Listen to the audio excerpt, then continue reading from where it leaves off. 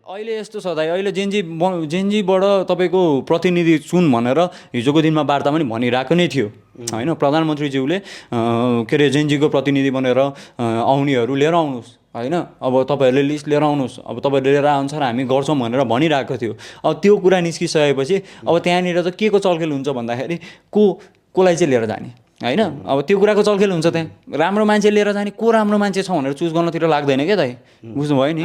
आफू कसरी बन्ने, आफ्नो मान्छे चाहिँ कसरी लाने, त्यो कुराहरू छ। अब भोलिको दिनमा यो सरकार ढल्यो भने होइन, आफ्नो मान्छे फेभरको मान्छे को राख्ने भन्ने कुराहरूको त्यहाँनिर प्लान बी बनाउन थालिसक्यो क्या मान्छेहरूले, बुझ्नुभयो नि। त्यो तरिकाले अहिले चलिरहेछ। अभिषेक भाइ, यो सबै कुरा गरिरहँदा म एउटा कुरा, मैले जुन 23 गतेको प्रदर्शन, जुन शान्तिपूर्ण प्रदर्शन थियो, माइती घरबाटै म निरन्तर देखिरहेको थिएँ।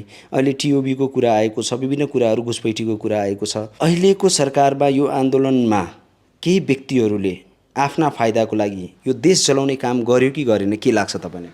अभियसली गरेन दाइ। आफ्नो मेन कुरा भनेको पराईले त आफ्नो अरूको घरमा केही भएको देखेपछि उसले त फाइदा लुट्छ नै, त्यो त स्वाभाविक नै हो। तर आफ्नै भन्नेहरू गद्दार भएपछि के हुन्छ भन्ने कुरा हो क्या दाइ।